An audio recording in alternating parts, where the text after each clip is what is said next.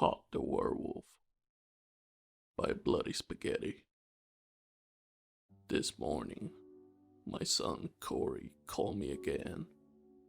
He once again recited his infamous catchphrase to me. Hey Dad, I caught another werewolf. My son, Corey, hunts werewolves. He has hunted them ever since he was a child. He caught his first when he was 9 years old. Back then, there were no cell phones or computers to entertain every kid. They had to use their creativity and more practical games to have fun. Corey was no different.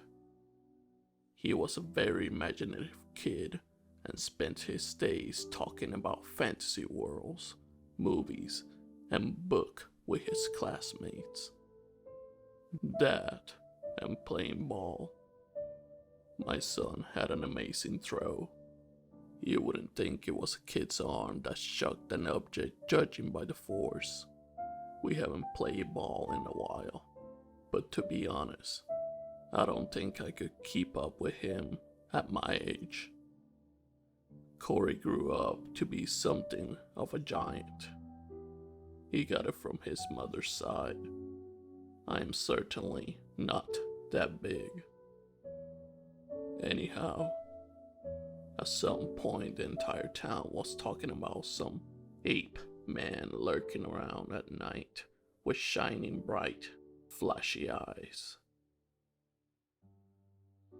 Nobody knew what the hell that thing was. Some people thought it might be Bigfoot or a Yeti or something. I personally never took it seriously. I thought it might be some bear running around looking for food or just some drunk stumbling around. I assumed the flashy eyes were just an invention of some passionate storyteller.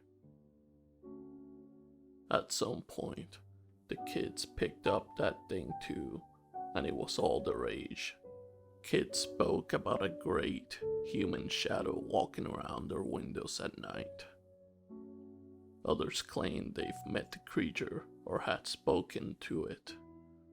Apparently, Beaton's kid called the thing a talking gorilla. While some people were just getting concerned, most of us didn't get too bothered with childish imagination and conspiracy theories. No one was getting hurt, so none of us adults ever bothered checking what was behind the sightings. One morning, Corey came to have breakfast and said that the ape man was actually a werewolf. I asked him why he decided it was a werewolf, so he told me he watched it from his window. The creature showed up at night, and his bright eyes shone at my son, waking him up. Looking at the window, he saw a strange creature covering hair with its back turned to his window. He said the creature was moving its arms back and forth near his legs before howling and running off into the darkness. My wife wasn't too pleased with my son being awake in the middle of the night. I thought it was probably just some local fauna that caught Corey's attention. Corey wouldn't stop talking about the supposed werewolf for months. Werewolf this, werewolf that. He tried to convince his friends that the strange creature was a werewolf, which led to a fight between a few of them. It was getting tiresome to hear constantly about this werewolf, but what could we do? The kid had an active imagination. Some kind of wildlife was roaming around our small town at night.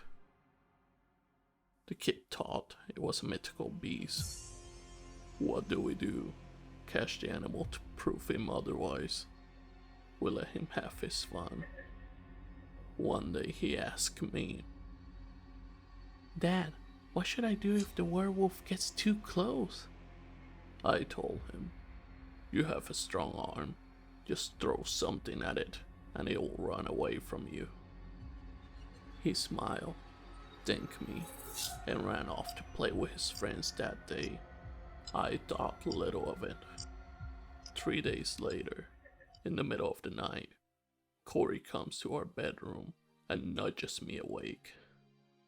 Hey, Dad. "Yeah, kiddo," I asked him, still half asleep.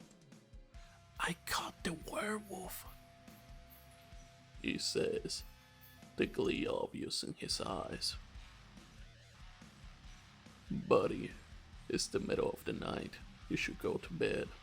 Just like the werewolf probably went to bed, I groaned, turning in my bed. He's in my room right now. I saw his bright eyes shining through the closet door. As he said that, I felt a knife twist itself in my chest. My whole body turned cold, and I bounced out of bed. He's never had his imaginary friends or monsters come over. This werewolf thing, no one ever said it show up to their houses, just lurked around the windows at night. It began to click for me. "Come on, Corey, show me this werewolf," I whisper, attempting to maintain my composure as I walked my son towards his room. My wife woke up and asked what happened. I told her Corey put the werewolf to sleep. She raised a thumb in approval, smiled her beautiful smile, and returned to her slumber. Corey and I walked straight up to his room. The door was wide open. A familiar sight caught my vision. A camera. My mind went into overdrive. His shining eye. Singular. Every time Corey mentioned a shining eye, it was one eye. A single eye. A lens. It wasn't an eye. It was a lens. Everything started making sense and my body tensed up. My stomach knotted and my heart was trying to break through my ribcage. I was so worried something had happened to my Corey.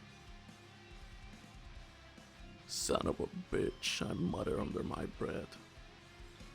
The closet door was open ajar, and Corey exclaimed pridefully, Look, I told you he's a werewolf. I stood there, confused, angry, and fearful. My mind was racing. My heart was struggling to follow, and my stomach was about to eject its contents through every orifice I had.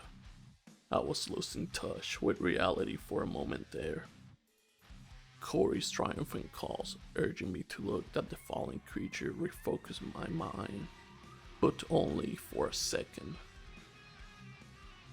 Imagine my shock when it was a freakishly tall, hairy man with a gigantic beard lying naked next to my son's bedroom with a pin stuck deep within his eye.